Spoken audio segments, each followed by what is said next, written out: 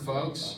I'm real excited that we have so many newcomers here that are new to Howard Days, and I'm thrilled that everybody continues to find this place and find something meaningful and makes it their own and leaves with a wider and richer understanding about Robert E. Howard and his work. It's very gratifying.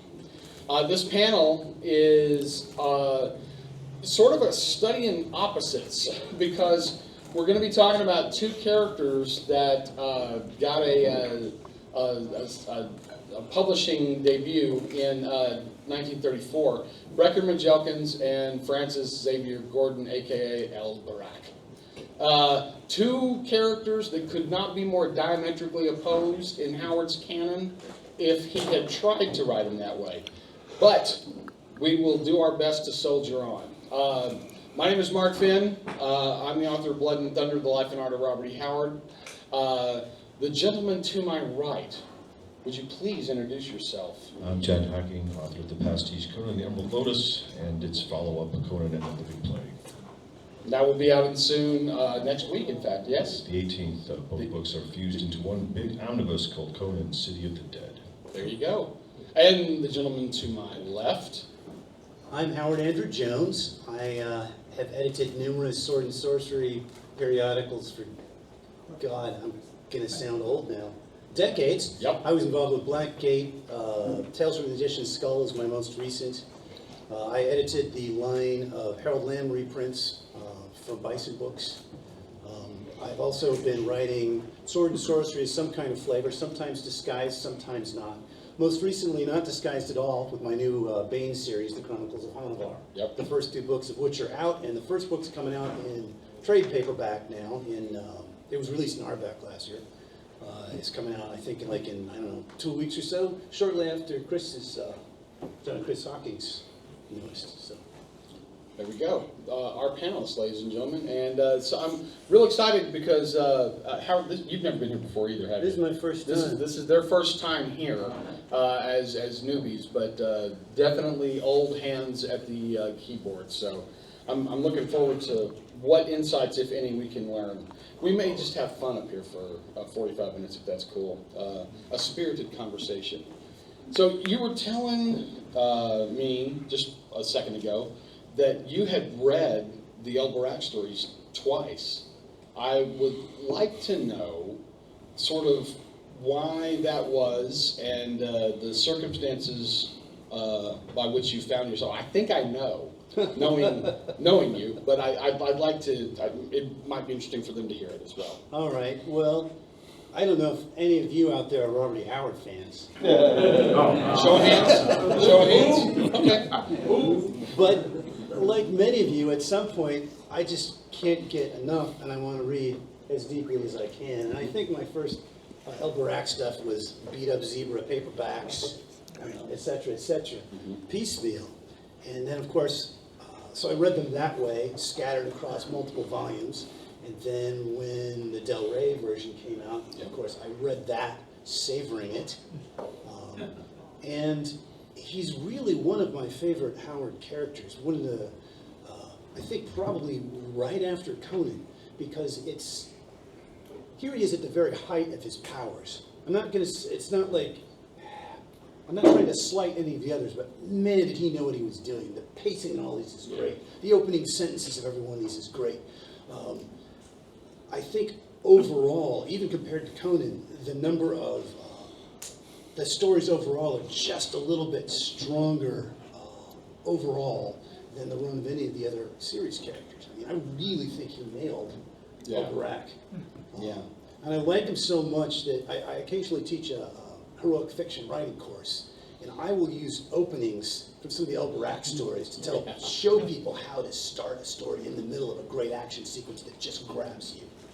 Yeah. So, I've read some of them more than twice, clearly. Or parts of them, yeah. I know that back when you were in the midst, in the throes of all the Harold Lamb editing, I think we initially had a conversation about, Harold Lamb's, some of his desert adventures and things like that. And of course, he was very knowledgeable about that stuff. And I know that Howard read Harold Lamb, and but I never really felt like the El Barak stuff had any of that DNA in it, or at least not overtly. Yeah, I don't think so.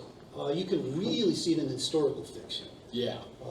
If you read Lamb's historical, especially the Crusaders going east stories and the Mongolian stuff, oh my God. But if you've read the Swordwoman thing, I wax on about that in the essay at the back of the Swordwoman collection. Yeah, I mean, I came through Robert E. Howard after I read Lamb. I know a lot of people come to Lamb after they read Robert E. Howard. But in a way, that was kind of like allowing me to see Lamb the way maybe Robert E. Howard did, and see the influence on Howard after I'd read the Lamb. But yeah, I don't really see much El Barak in Lamb. Yeah, I think that's a good thing. I think Howard was sort of doing his own thing at that point. Absolutely. Yeah. John, do you have any thoughts about El Barak? Are you a fan? Did you? I'm a pretty big fan. The thing about El Barak, from my own personal experience, is the first time I read him, I was really swept away by Howard's almost traditional narrative gusto, just drag you right through the story, the violence and action and vivid depiction of the landscape and the characters. I just blitzed through them, and then many years later, revisiting them, I could see more of how they were put together. I think they're some of the best assembled stories. I think Howard gets a lot of credit for his fiery prose and his memorable characters, but he really could tell a story in a very effortless style that could tow you along, so that you didn't see exactly how he had to imagine it, how he had to assemble it. And one of the best examples of that is the lesser-known Borak story, The Blood of the Gods. That's the one about the lost jewels. I was Conanized by Roy Thomas in an issue of Savage Sword Conan, which called it to my attention again back in the day. Maybe reread the story. But it has like several opposing factions. I think there's 5 of them, 5 different opposing groups sort of doing battle. And they all enter the story in this most natural way. And if you had to bring 5 opposing groups together in a short story in a fashion that doesn't feel awkward or forced, it's just uncoils. So it's great work from Howard, I think. Yeah, he's the character's interesting because it's yet another Texan in origin that finds himself on the other side of the world.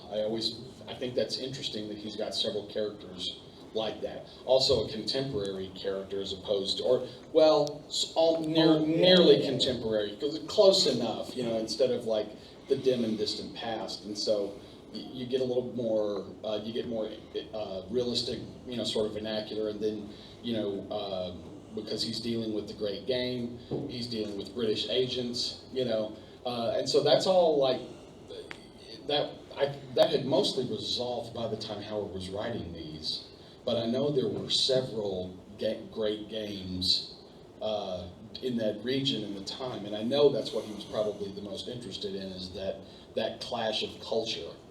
Right, that it's always about a civilized and a barbaric culture clashing, and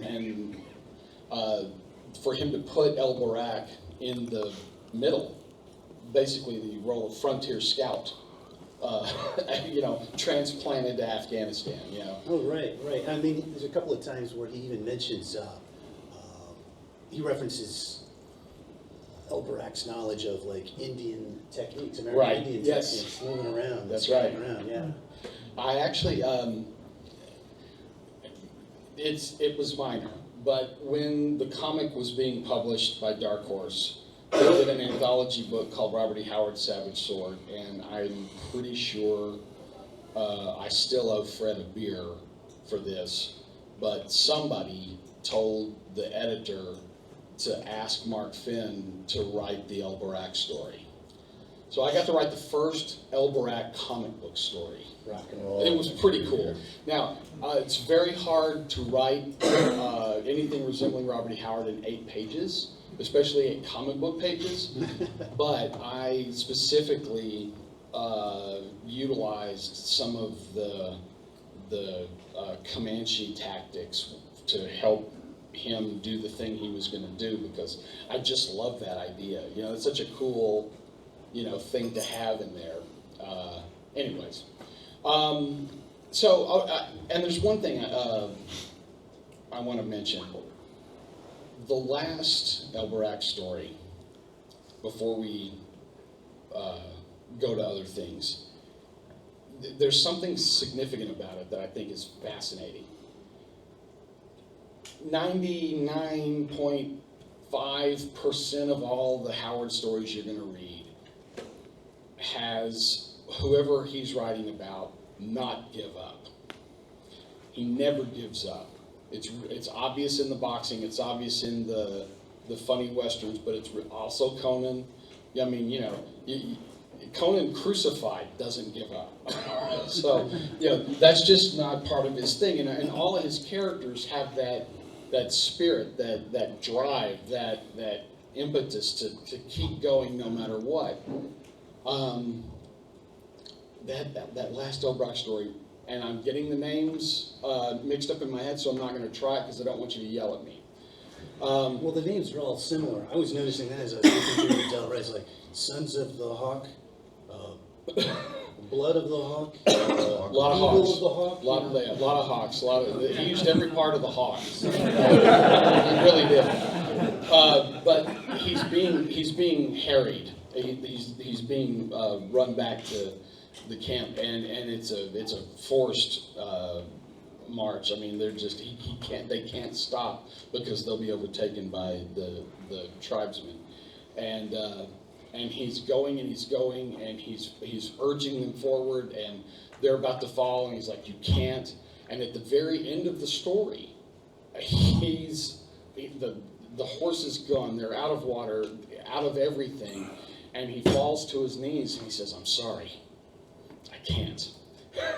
And as he says that, the British troops come streaming by him, you know, literally the cavalry arriving right in the nick of time, and they just mow through the tribesmen that are chasing him, and he just laughs. You know, he can't do anything but just laugh maniacally because he's at the brink of death and literally inches from death, snatched away at the last second. That to me is really compelling, because for like just a second, and the first time I read it, I was like, wait a second, hold on, what are we doing here? And then, you know, it's fascinating. I think it's interesting that it's towards the end of his life, but I think he was confident enough that he could pull that ending off. That's a tough one to do, you know, to have your character admit defeat like that when that wasn't his nature. Anyways. He'd basically given his all, and if he hadn't given his all, he wouldn't have reached that spot. He wouldn't have made it to the point where he could be rescued. Absolutely. So it's still Howard. Oh, it totally is. Yeah, it's you know, kind of the most Howard thing ever, but it's also weirdly interesting, I think. Yeah, yeah. Not to be outdone, and on the complete opposite side of the spectrum, the Man Mountain from Humboldt County, Breckinridge Elkins, who got his start in action stories with a story called The Mountain Man. And I know we've talked about it a lot this weekend. It's come up several times in panels and in conversations. Again, another inherently Texas character. I know that Bear Creek is in Nevada, but it's really not. It's Texas. I think he named Breckinridge Elkins for Bear Creek, Nevada, because a lot of people that he knows were reading the stories. And I think he changed the names to protect the guilty. I really do. I think he just filed some serial numbers off so that no one would go, hey, is that me? No, you don't live in Nevada. But Breck is sort of a continuation of this dumb but likable character that started with Costigan. They really are different characters, but he's working in the same traditions. And in this case, those traditions are more honed than they are for the boxing stories, because he's working in a sort of a folklore sort of a setting for this. But Brecht's got a huge family. They're always asking him to do things. All he ever wants to do is be left alone, but they keep charging him to go pick up a letter or go deliver his pocket watch, or it's always something that he'd rather not do. And he comments on this often. And as per usual, Brecht doesn't understand the ways of civilization and is frequently waylaid and flummoxed by everybody in the big city of Tomahawk, the sprawling metropolis of Grizzly Claw. So then what happens inevitably is mayhem, bare knuckle, free swinging, hyper-violence. He throws a cast iron stove at the mayor.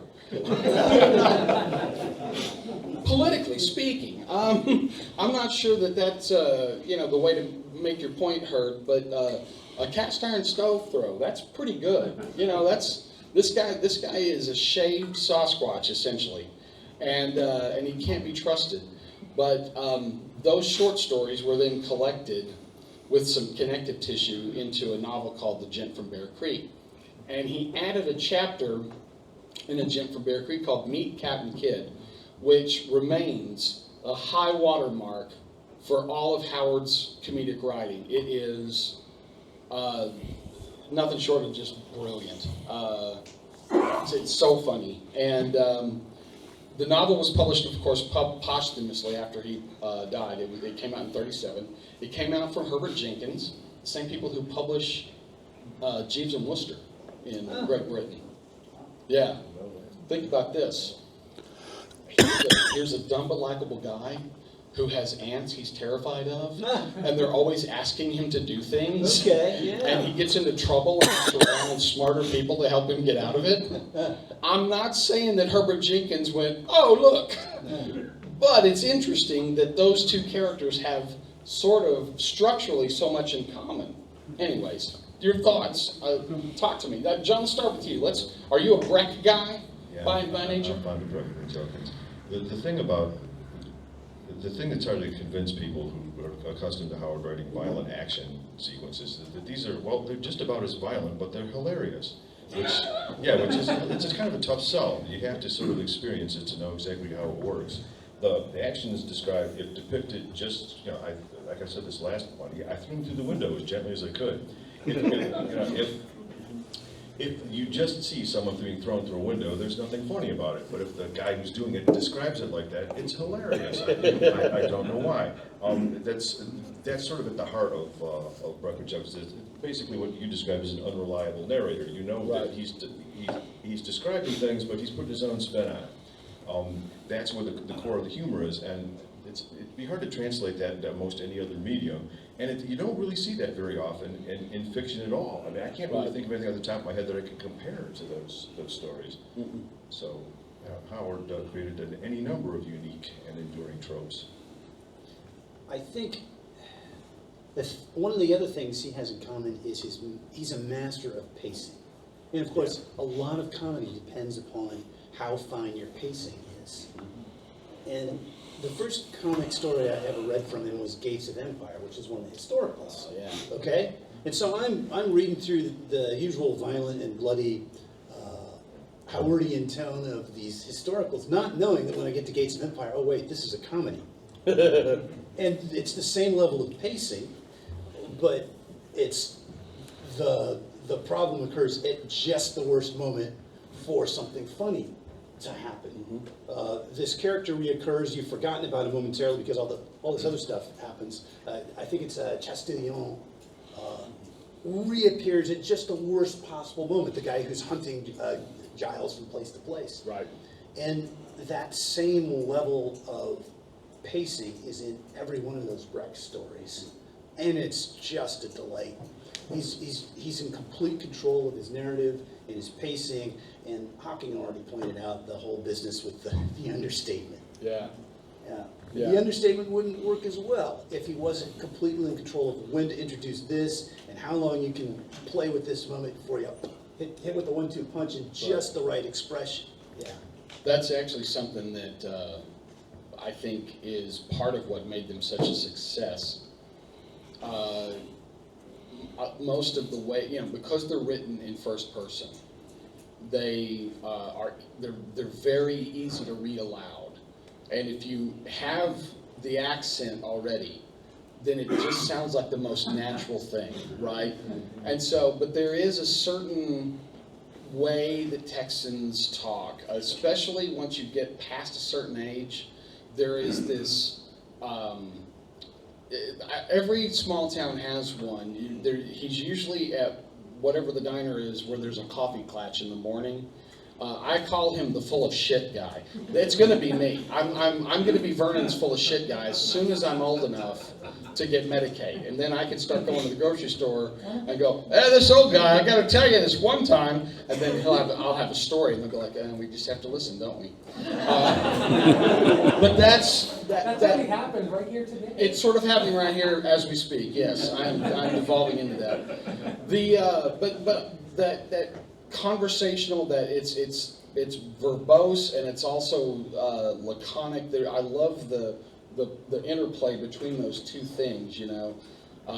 This 50-cent word being sort of falling out of the guy's mouth, with all y'all. It's just too much.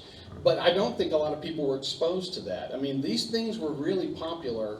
As soon as he submitted Action Stories, they're in every issue after that. I mean, and granted, the editor of Action Stories was the same editor for Fight Stories, and Jack Byrne was a fan of Howard's writing, and so I think he knew what he was getting with Howard, and that's why when he went to Argosy, he said, hey, can you bring me some funny cowboys? And Bob said, yes, I can. But the things that he knew, about Howard were that voice, and there's nobody writing like it. I've read complete issues of Action and Fight Stories, and let me tell you something: the Robert E. Howard story shines like a diamond in a coal bin. Comparatively speaking, not every episode, and certainly there's some stories that are perfectly serviceable. If you've read a lot of pulp, you know that there's a handful of what I would call perfectly serviceable workman-style prose, but then you hit the Howard story and fireworks go off behind your eyelids. Breck was like that, and so I don't think there was anything like it at the time. I think as close as we get is maybe William C. Tuttle's Hash Knife. Did you ever read any of the Hash Knife I have heard stories? Yeah, Tuttle's, he was in Adventure magazine, and I chased him down because I was curious, was this something that maybe was part of Breck's DNA? And the guy's a goof, but he just doesn't have the panache that the Breckenridge stories have, it really is sort of lightning in a bottle, and he capitalized on it, which I think is fantastic. I mean, Jack Byrne was able to publish, Action Stories, whoever took him over, they were able to publish Breck stories into 1937. They had like a backlog. Oh, wow. And they still paid on publication, on acceptance. One of the main reasons why Fiction House was sort of a go-to for him. He knew he could write a story and get paid for it as opposed to having to wait from the other place. So. Let's start the question and answer portion of this. Any thoughts, any questions? Yes, sir. So one of the things that happens when in those funny cowboy stories is he'll say, and that made me mad, and then shit's it's gonna go down. Poop's gonna hit the fan. Is that like? Does he have other common things he'll say? Not really. He just, Breck doesn't do a slow burn. He has a light switch. Okay. And so, you can kind of tell, both he and Costigan, have really short fuses. And part of the narration is, they'll just come right out and say, this was beginning to irritate me. So I grabbed him and slammed him against the wall and asked him again, I think that's just It was situational for what he was doing. You see it in both. Costigan's got some really good, I got angry at that and decided to do something reaction. So yeah, Brett does the same thing. Unless it's an ant. He's terrified of all the ants, who are named after Texas counties, by the way. That's another fun. There's a lot of, I hate to use the word Easter egg because everybody thinks it's something other than what it really is, but there actually are a lot of like little nods and asides and winks in the Breck stories, if you know what you're looking for. Yes, the good-looking gentleman. Why, thank you. Well, as we all know, H.P. Lovecraft once said that Robert E. Howard wrote himself into each one of his stories. Now, I've always thought that if Howard was going to write himself as a story, into a story, it would be as El Barak. What would your thoughts be on that? Would you guys like to go first? I have strong opinions. I don't want to overshadow. John, do you have a thought? I could see the Texan at large, sort of seeing himself projecting out into the world stage and having adventures and doing, seeing the world. I could see that. I admit that when I read them, that's not the first thing I thought, but I could certainly see it. Howard? Yeah, I've never thought of it that way before, but here's a writer at the absolute peak of his capability, and here is an ultra-competent character who is like Conan in the way that if this lone wolf encounters a group, he kind of shepherds the group along, no matter, he takes responsibility of whatever's happening. Yeah, I mean, I think you could probably make a pretty good argument for that. Yeah. All right, we are now in the realm of speculation. Do not quote me. These are my thoughts.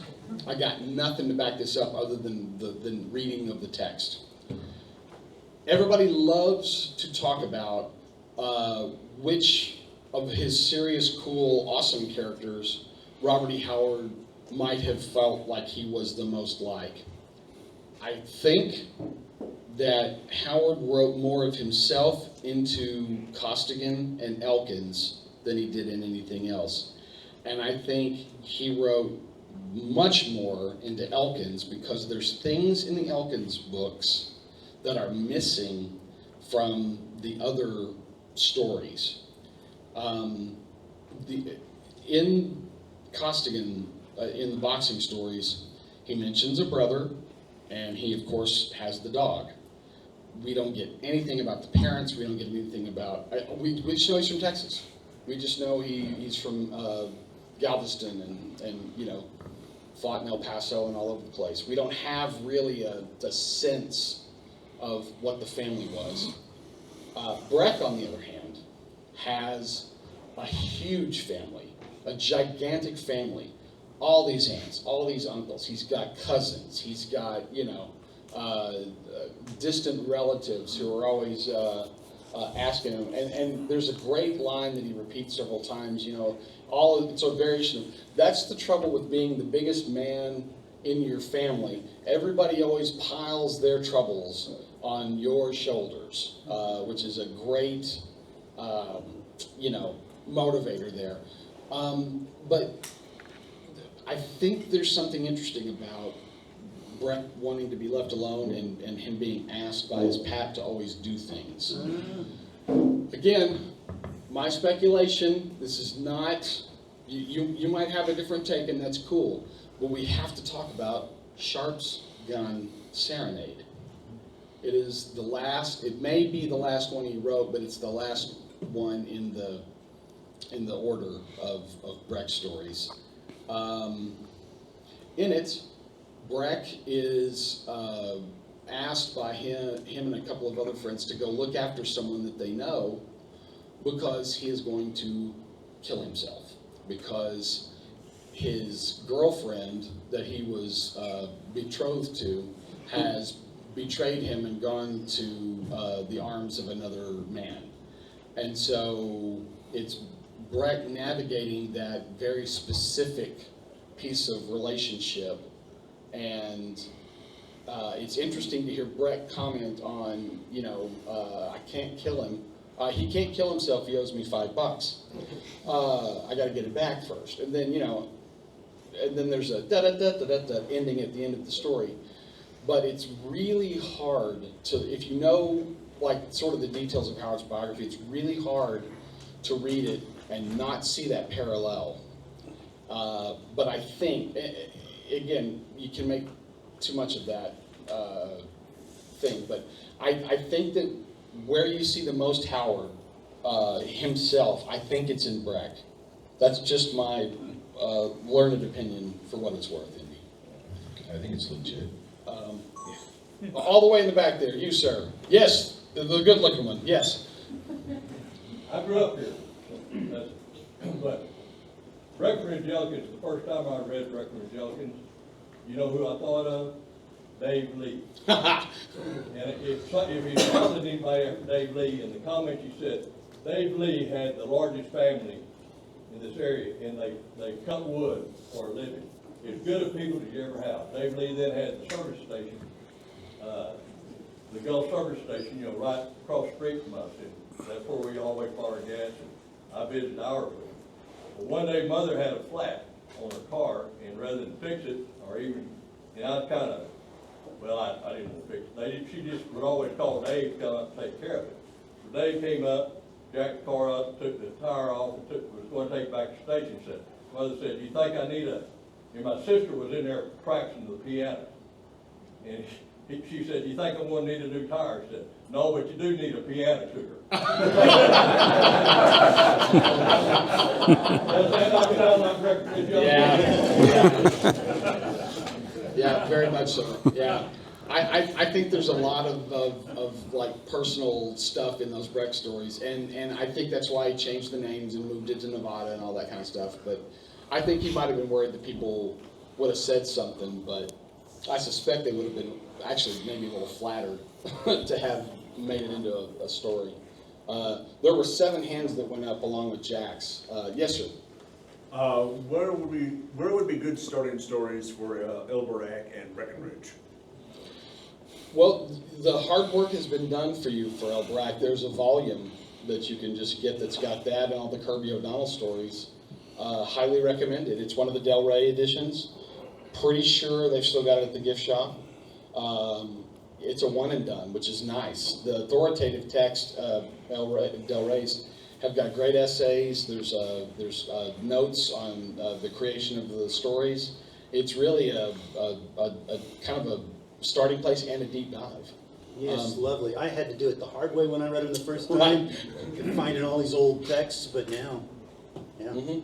And Breckenridge, a Gent from Bear Creek is readily available because it's been reprinted in a couple of different places because of how old it is. But the foundation has 2 volumes of Breck. One of them is the original, all the stories, and then the other one is Gent from Bear Creek. And so you can kind of come at it from either direction. Everything in a Gent from Bear Creek, the novel, are in the stories, with the exception of Captain Kidd. So you kind of need both to get them going, but just for narrative purposes, I think the novel's a great place to start, and then you can go backwards and read the stories if you want. Yeah. Any other questions? Yes? So in that Elberack, Del Rey, there's a story, I can't remember the title, but there's 2 versions of it. One is like straight history, and the other has like supernatural. I think it's the fire. Yeah. Do you have an opinion about which one's better? Do you have an opinion about which one's better? I just think it's fascinating. One's straight history, and then he revises it to make it supernatural. Which one was published in his lifetime? They both were. Oh, I'm trying to remember. It's been a while since I read those. I liked them both. Oh, God. It's like asking me which twin I liked. It's always the evil one. Yeah, I'm sorry, Jason. Yeah, no, he did that with several of those. And unfortunately, I think it was that gave DeCamp the idea to do it as well. And I don't think he was as successful because I think he was A little ham-handed with it. Well, sometimes. yeah, and under the impression that everything was interchangeable when I don't think it was. But when Howard did it, you know, he was able to move around some stuff that he intended to move around and make room for, you know, ghouls, you know, in the desert or, you know, whatever it is that he's throwing at things. I think they're interesting for what they are, but I really think I like the straight Elberac stuff better because it's very, I like the sort of the hard-boiled realism. There's a hard-boiled element to Elberac that's kind of cynical. You know, it's not about, yeah, it's always about trying to keep control of the area by not letting tensions boil over. It's not about looting and pillaging or anything like that.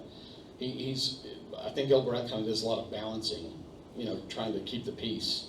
And I did want to say something, I said ham-handed, but, you know, I want to stand up a little bit for Sprague, DeCamp, because some of that stuff, when I read it in the old Lancers, it was just fun to have yet another Conan story. And sometimes that's what you wanted. And the other thing is that Roy Thomas took, I think, Blood of the Gods, Yeah. right? Absolutely. And man, did he take the DeCamp version of that and turn it into a great Savage Sword I story. can't help but think that the Conanizations of DeCamp are at least partially redeemed by the fact that Roy Thomas transformed them into so many fine issues of the Savage Sword of Conan. Yes, I think he did a better job I agree. in the adaptation. I wouldn't want to be without him, actually. No, they're, and you know, we kind of, now they're sort of on separate, you know, all the DeCamp stuff's in one book, which I think is fine. And I've said this all along. I'm okay with more Conan. I have no problem with more Conan, as long as We have the original as Howard text. is available. Yeah. As long as Howard's available, cool. And I'm up for anything at that point. You know, I like some of Andrew's stuff. I like your stuff. I love Karl Ove Wagner's stuff. But that's all with the caveat that if at any point in time I go, I wonder what Howard's Conan is like, I don't have to go fetch a collector's price to get it, right? I think that's, and I suspect that's what most people who identify as purists, I think most of us are like that. We just want the Howard stuff available, and then everything else is great. It's bonus. I would love to write Elberac comics. I would absolutely love to write it. But I'd read those. But this is the deal. I'm not going to write it like Howard. I'm going to write it like Mark, because I'm not stupid enough to think I can do what he did. So you know, if you ever see anything from me that's a Conan or a Cull or a, well, I won't do Costigan, but you know, if I'm ever writing something serious, it's going to be my take, because I think that's fair to me and fair to Howard. You know, I can't do what he did, but you know, I can do what I do. So, what do you think? I mean, you feel the same way, or? Hey, absolutely. You try to ape Howard, you will fail. Yeah. You have to trust it in your own style, otherwise it's not going to work at all. Yeah, yeah. I had a very tiny anecdote about this. I was, when I was working on the Elberac comic script, I have a friend who speaks Farsi and several other languages from the region. And so I emailed her and said, listen, I need some phrases that I can put in the comic, and could you help me with translation? She said, sure, no problem. So I said, she says, what's this for? And I said, it's for a character I'm writing for Dark Horse. It's Robert E. Howard. She said, who's the character? Is it Conan? I said, no, it's Elberac. And she said, El what? And I said, Elberac. And we were doing this over text message, and then what I got was just LOL dot dot dot dot dot dot dot dot dot LOL dot dot dot dot dot dot dot dot, and then she finally comes in with, "Oh, Texans are funny." I said, "What do you mean?" She said, "It's not Elberac, it's Al-Barak," you know, because the name is an animal in Ramadan. It's one of the spirit things. That it's a steed that takes people from the afterlife to the world and back again. You know, sort of a combination of the river, Styx, and Mercury. You know, and the translation roughly means, you know, swift one. And so, like how we did back in the day, you tended to anglicize everything, and I think Howard looked at that and went straight to Mexico, El Barak. And so it's kind of funny, you know, when you think about it. That was a cool little like wrinkle I didn't realize, but I did make a point of telling people that I gave the proper spelling and said, you know, literally the Swift. And so I wanted to, because the guy's telling this, he's giving a report of his encounter with Gordon, and so I put that in there, and you know, because when he draws his pistol, that's the speed, right?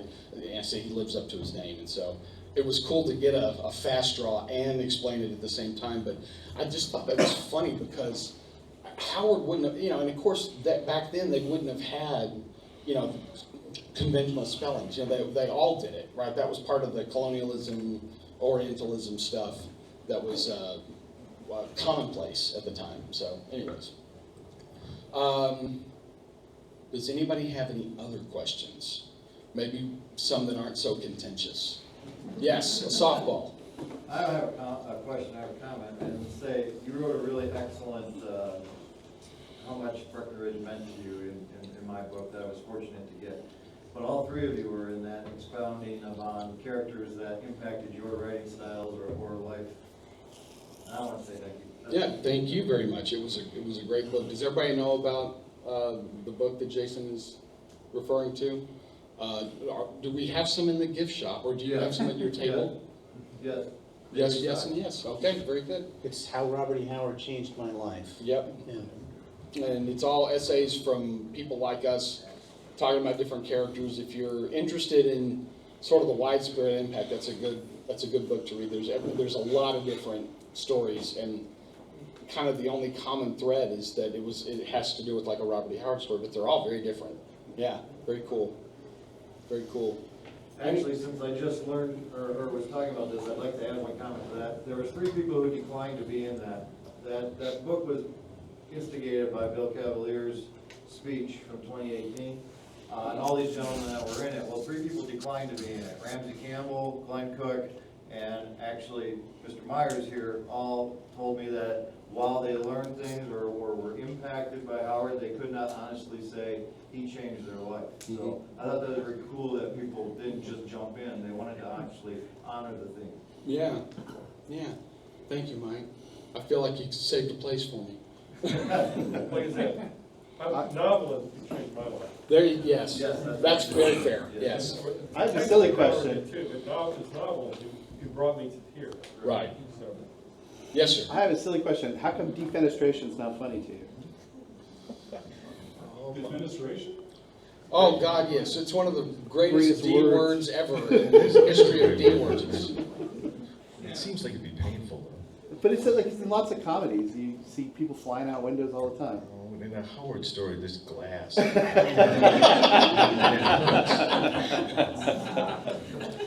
I just want to say I am pro defenestration and I vote. That is very important to me as a person. Any other questions? We're smarter than we look, I swear to God. Okay, Owen. Yes, sir.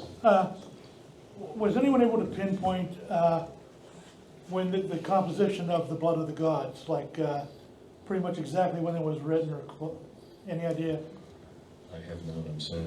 Patrice would be the guy. Patrice has done the unenviable task of looking at all the typescripts and fingerprinting his typewriters so that he knows when the typewriters change, he knows all of that. And I would be really surprised if he doesn't have it like actually like, oh, it was done in this month. He probably knows approximately when it was done. Yeah, the reason I ask is because, okay, we know the Elbracks were written concurrently with the Conan stories, in, you know, People of the Black Circle, you also have like a half a dozen factions, That's a you know, really working good at point. cross purposes. Yeah. Yeah, that's interesting. I do think that you can line up a lot of his stuff, especially the Conan stories, really map to the Lovecraft letters, right? I mean, you have him and Lovecraft arguing about, you know, barbarism versus civilization, and he mentions police brutality. And then 2 months later, he writes The God in the Bowl with the guard looking at Conan going, oh, a citizen who thinks he has rights. Well, I'll beat that out of you, you know. And you go, I wonder where Howard got that idea. So strange. I want to know that answer now myself. I think, thinking about both stories, I think that probably it's handled just a little bit better in Blood of the Gods. So it makes me wonder, did he write Blood of the Gods after? Or did he write it at the exact same time? I don't, I'd be very curious to find out. I don't know if Patrice actually ever did a comprehensive timeline of everything. I tried when I started on the book and gave up because that's a fool's errand. But Patrice may be that fool. I would not, you know, and so he might very well have, because in some cases we have a date and a day for some stories, and then others we just know he submitted it in the fall of blah blah blah. But it'd be really interesting to see if he had like a complete, comprehensive when everything got done, because that would be fascinating, I think. It really would. Yeah. Yeah. All right. Final question.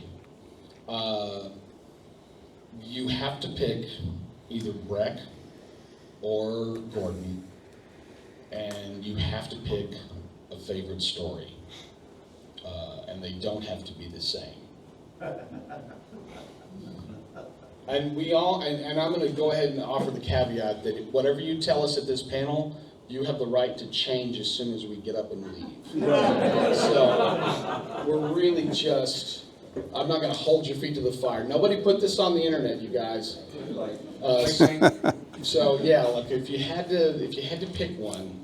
I'm going to go for Breckinridge Elkins. Okay. As much as I like Elbarack, I think the adventure character is what we can see reflections of that type of character in Howard's other works, whereas Breckinridge almost stands alone. Plus, they make me laugh really hard, and there aren't that many pieces of fiction that can do that. Yeah. I cannot pick a favorite story because there's so many, and all of them made me laugh so hard. I think there's 2 or 3 that I know I can't pick. There's just too many that delivered the serious laughs. Breck and Too Many to Count. Got it. Yeah, basically, That- yes. I'll let that stand. There's like 20-something of them, or 20-something. Yeah, and they're remarkably consistent. They're very even. It's really hard for me to choose my favorites. There's some I like a little bit more of Elbarack than others, Elbarack, but I guess let's go with either Daughter of Erlich Khan or Hawk of the Hills. Those are both Yes. really strong. Yes. But you know, if you spoke with me tomorrow, I might name a Yeah. different one. Yeah. Yeah, I like Hawk of the Hills because that's where Willoughby comes in, and that's the first time you get another person's like take on Elbarack. I think that's cool. Yeah. Yeah. And again, I love them all. Don't make me pick, but if we're talking about Breckinridge Elkins, A Gin from Bear Creek holds up, but Meet Captain Kidd is it's just one of the best. If I ever had to do a humor anthology of Howard stuff, I would include Meet Captain Kidd and just say this was a chapter, but it's also a standalone. That has my single favorite scene, the Royal Flush of Hearts. Yes. Yeah, the gambling game in that is the poker game is ridiculous and awesome. Yeah. Yeah, Meet Captain Kidd is standalone. I've read it a few times. I've dramatized it, and it never fails. Everybody laughs, and there's always somebody that comes up at the end of it and said, "He wrote that?" Yes, he did. He really did. But I am going to tell you, if I get 2 choices and the other one's for Elbarack, Hawk of the Hills. Yeah, so good. Yeah, absolutely. All right, gentlemen, we're right on time. McGunn, how we do that? Thank you guys for being here. I appreciate the conversation. Thank you guys so much. Enjoy the rest of Howard Days, folks. There's a few things left, and be sure to rally back at the pavilion for more shenanigans and fun times.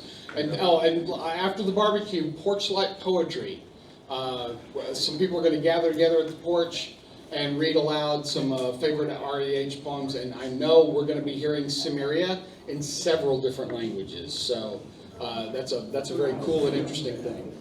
Thank you.